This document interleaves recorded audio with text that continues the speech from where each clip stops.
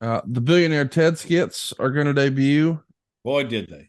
We haven't spent a lot of time talking about that. I know. Yes, we have way too much time. What did you think of them? Hated them. I hated them. I hated bringing attention to them. I just think that um, any publicity is good publicity. And it was telling people, oh, hey. But the one thing that it did was it let me know for sure that Razor was not going to do a new deal and that he was going to Turner. Same thing with Diesel because they refused to do them. Oh, I see. Okay. So Scott Hall and Kevin Nash refused to participate in the Billionaire Ted skits. Right. Okay. And this was before they told us 100% they were leaving. Do you remember what the creative was that you pitched them that they passed on? Just putting over WWE and doing, WCW and that kind of stuff. It was nothing major, but it was something that they didn't want to do. And they just said straight up, we're not going to do it. Yeah. Wow. Um, in Your House number 6 is the pay-per-view between the Rumble and Mania. The highlights are going to include Razor Ramon beating the 1-2-3 Kid in a diaper match. Shawn Michaels is going to pin Owen Hart in a great match, and Bret Hart would beat Diesel in a steel cage after the Undertaker would interfere.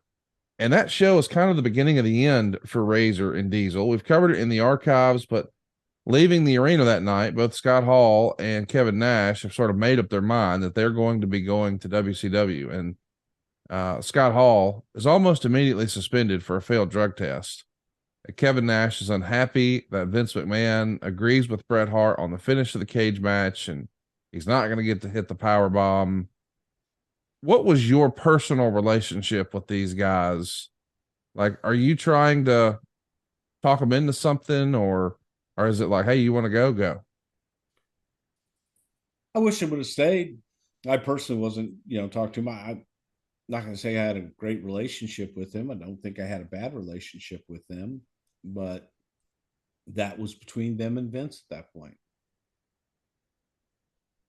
The plan, as we mentioned, was supposedly going to be Razor and Goldust in a Miami Alley fight, but the plan has changed after Razor's suspension, and then of course he gives notice to go to WCW, and Piper's put in his place.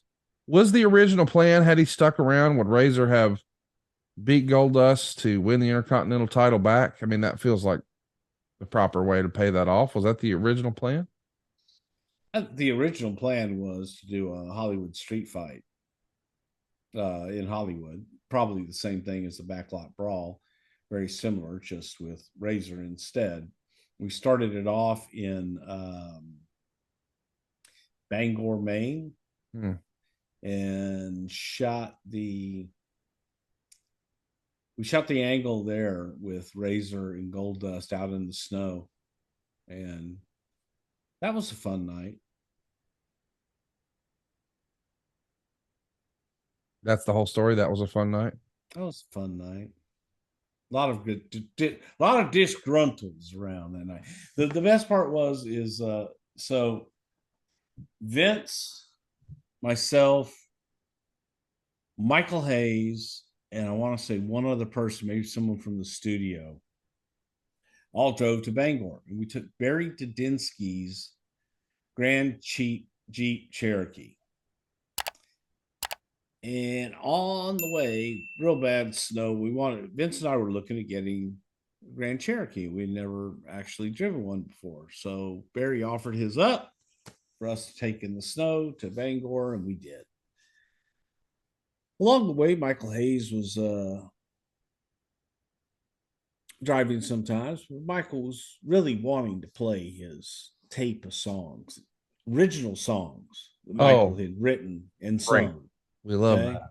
And he Love had that. he had put them on and had them mixed and had them on a cassette tape and kept trying to, hey, I got something we can listen to. Y'all want to listen to this? And it was, no, we're good. Don't need any radio right now. So finally we put it, I'm like, yeah. Hey, come on, Vince. Come on. Let's listen. Put it in. Do. He's got do on here, man. Do around the world. And played it. Vince politely listened. Like, okay. I've heard it. No. There's side B. Well, let's turn it over. Because you had to physically take the media apparatus out of the tape machine, flip it over, and put it Yes. in. You know, it was that old where it didn't just continually play. Later on, you could get Yeah. them to where they would continually play. Right. And do this. And then it's like, God damn, I've got to go to the bathroom. We stopped to go to the bathroom, and lo and behold, the damnedest thing happened. When we were all got out to go to the bathroom to go in and get stuff to drink or whatever it is you needed to do. When we got back in the Jeep, that tape had disappeared. Oh fuck. I know, right? That's so disappointing. We hadn't even heard side B yet. Did you ever get to hear it, Bruce? Well, as we were pulling out, realized, oh my God, do you have the tape? I don't have the tape. Do you have the? No, I don't have the tape. No, lost tape. Sorry, Michael. I'll reimburse you. Well, that's okay. I got like 6 more of them right here. Oh, And then we thought that maybe the tape machine liked it so much that it wanted to suck it into the car and never ever have it be able to be heard outside of the car, so that particular vehicle could enjoy. Do do do do do do do do do do do do do do do do nasty and hot. The battery got to do. See, I speak do. dude, you crushed that. Yeah, I'm fluent.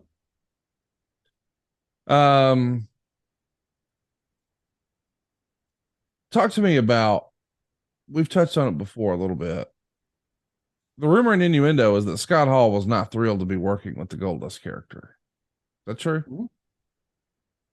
Mm-hmm. I mean, how much of him leaving do you think that played a part? I think Scott had already made up his mind, but he still was not thrilled about working with Goldust. I think he liked the gimmick and didn't want to do it. Okay. Yeah, I mean, you'd have to ask him for his reasons. That's the reasons that he gave us. So there's, he wants some more money. He wants a guaranteed deal. He wanted the opportunity to work in Japan. Didn't want to work with Dustin, or this character, not Dustin. Maybe it does feel as if we're just sort of mounting the reasons. Do you think at some point he was trying to sell himself on this is the right call and why it's the right call to leave? Yeah, I think he was looking for excuses and looking for reasons to point to, but that's all speculation. I just think that he had made up his mind. He was ready to go. Much easier schedule on the other side. Hmm. So, man, that's an alluring factor. So, yeah, I think he was already sipping pina coladas with the little umbrellas in them and shit in Atlanta.